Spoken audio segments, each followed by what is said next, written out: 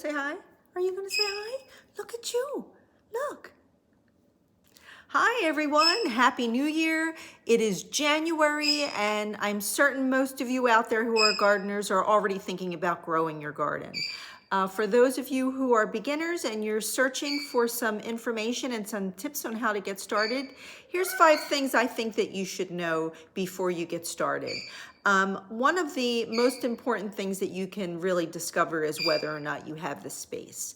And in that space, you need to know if you have sun exposure, shade exposure, what's happening with your neighbors, whether anyone's spraying chemicals that you may not be interested in having on any of your plants.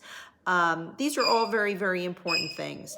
So, total sidebar, if you hear all this chirping and noise behind me, it's these guys here. Say hi, Rocky.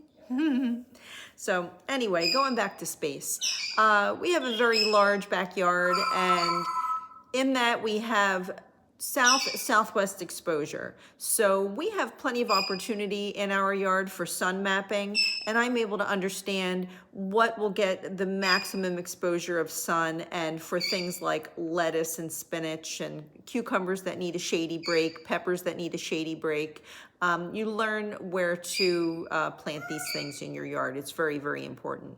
So if you have the space and you're ready to start a garden, make sure you know these things before you start digging beds up. The next thing is your exposure. Do you get enough sun? Because you may find yourself in a place where your yard is secluded with trees, and you're just not getting enough exposure. And the last thing you want to do is go out and spend money on things to secure your soil in a raised bed, or spending money on any kind of containers or areas where you'd be growing soil or growing plants and not knowing what your sun exposure is going to be. So you need to know that. Always know what your sun and your shade exposures are. And knowing what you want from your garden is very, very important. Are you looking to grow flowers? Are you looking to grow vegetables?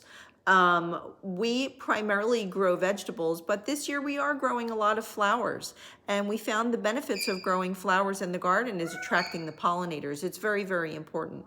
So, I want you to think about if you're looking to grow tomatoes, but your yard is really, really more shade than sun, you may want to consider trying lettuce, or something that, will be work better in your space. So that goes back to the first few things that we talked about, in knowing what you want to grow, what your exposure is, and things of that sort. So there's a lot of mixed flowers and vegetables out there that can do sun shade. Some need all shade, some need all sun. So you want to think about what it is that you're trying to grow before you get started on that. You also want to know if you want to buy starter plants or if you want to buy seed. There's plenty of places to buy starter plants, and the easiest place most people probably go to is your big box stores like Lowe's or Home Depot. And they usually carry a brand called Bonnie's. And that can be easy if you know you want to buy one thing. You don't want to invest in buying big bags of soil, and you just know you want one plant. You can go ahead and look for those things. There's also farm markets, which is going to be a bigger bang for your buck in most areas. Like right here in New Jersey, we have a lot of farms. So we're able to go and find things that you don't see in Lowe's that Bonnie's will produce. They really do a limited amount of things, and some of that is affected by what area you're growing in. So, a Lowe's in California will probably offer something different than a Lowe's in New Jersey. But the biggest opportunity you have for variety and assortment, and just truly the bang for your buck, is to start from seed. For the price of 1 pack of seed, you have the opportunity to grow at least 50 plants. And those seeds will stay good for a very long time as long as you keep them in a cool, dry space.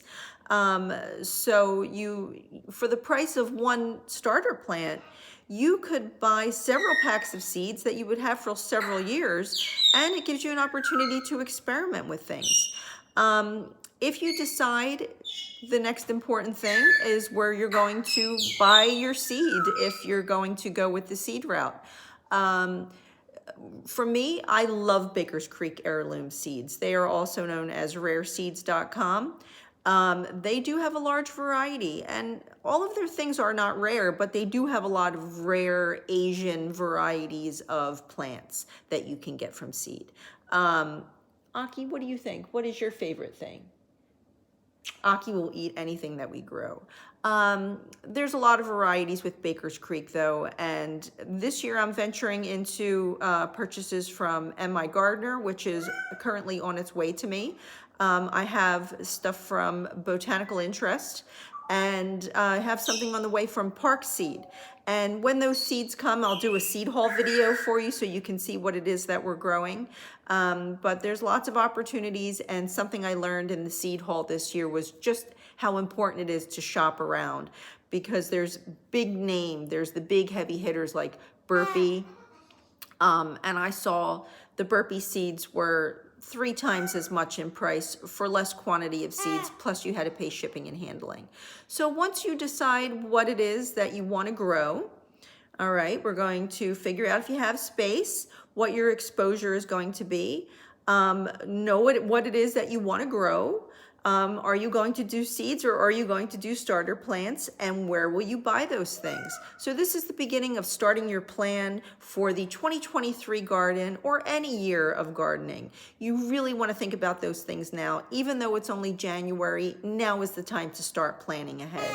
So anyway, happy growing, you guys. Thanks for checking in. Again, Happy New Year, and I'll see you in the next video.